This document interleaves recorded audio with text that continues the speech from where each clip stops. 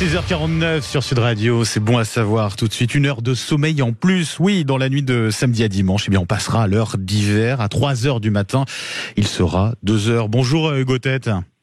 Bonjour. Et merci d'être avec nous ce matin sur Sud Radio. Vous êtes médecin du sommeil chez BioSerenity. Bon, déjà, quels sont vos conseils pour ne pas trop subir ce changement d'heure? Est-ce qu'il y a des choses simples qu'on peut mettre en place? Alors oui, bien sûr. Bon, vous l'avez dit, dans ce sens-là, on gagne 1 heure de sommeil en plus. Alors à la limite, c'est un petit peu moins difficile que dans l'autre sens. Oui. Il y a des choses simples qu'on peut faire pour bien s'habituer à ce changement d'heure.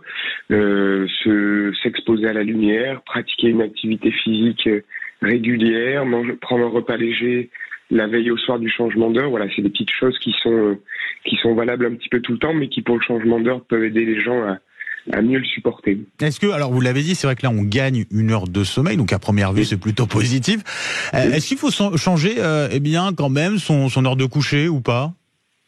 Alors, on gagne 1 heure, mais pour les gens qui se lèvent à 7 heures, quand ils se lèveront, il sera 6 heures, et donc du coup la journée sera un petit peu plus longue. Je pense pas qu'il soit conseillé de se coucher un petit peu plus tôt la veille. Par contre, le jour du changement d'heure, avec cette journée un petit peu plus longue, peut-être pratiquer une sieste après le repas de midi pour mieux encaisser cette journée-là, et puis ensuite se remettre à un rythme normal avec des heures de coucher et de lever régulières plutôt habituelles. Docteur, ça a des conséquences concrètes ou pas sur notre organisme, ce changement d'heure? Ah oui, ça a des conséquences. Ouais.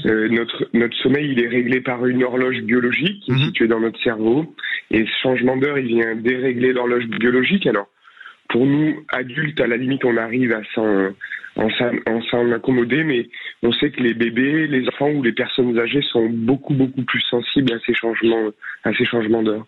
Est-ce que ça peut avoir aussi des conséquences sur nos humeurs, notre humeur, et voire mener ou favoriser, par exemple, des dépressions? Ça peut aller jusque-là ou pas?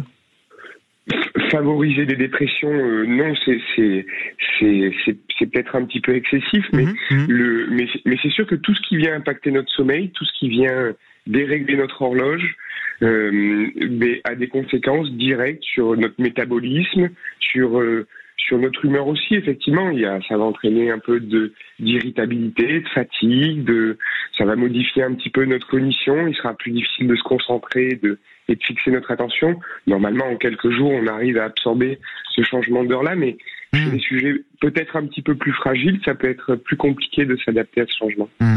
Je le disais tout à l'heure, en 2019, le Parlement européen avait voté la suppression de ce changement d'heure.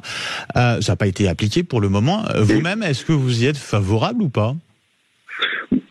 Tout ce qui peut améliorer notre sommeil, finalement, j'y suis favorable. Après, c'est pas moi qui décide malheureusement, mais oui, je serais plutôt favorable. Ouais. Et là, on va rentrer petit à petit dans l'hiver, ça va quand même arriver vite. Là aussi, faut adapter un petit peu nos heures de sommeil, finalement, ou pas? Alors, c'est sûr que notre horloge biologique, on en parlait tout à l'heure, elle est principalement réglée par la lumière, et pendant l'hiver, on est moins exposé à cette lumière parce qu'il y a moins d'heures de jour. Et donc, oui, il va falloir s'adapter à ça, s'exposer à la lumière quand on peut. L'activité physique, c'est un bon synchroniseur de notre horloge. Et après, avoir des heures de lever et de coucher régulières, des repas réguliers, tout ça, ça va favoriser la bonne adaptation à cet hiver, oui. Oui, pour passer au mieux, justement, cet hiver. Voilà, c'est pas toujours simple, on le sait. Non. Cette période de l'année, Hugo Tête. Je rappelle, vous êtes médecin du sommeil chez BioSerenity. Un grand merci pour tous vos conseils. Très bonne journée à vous. Merci à vous, bonne journée, au revoir.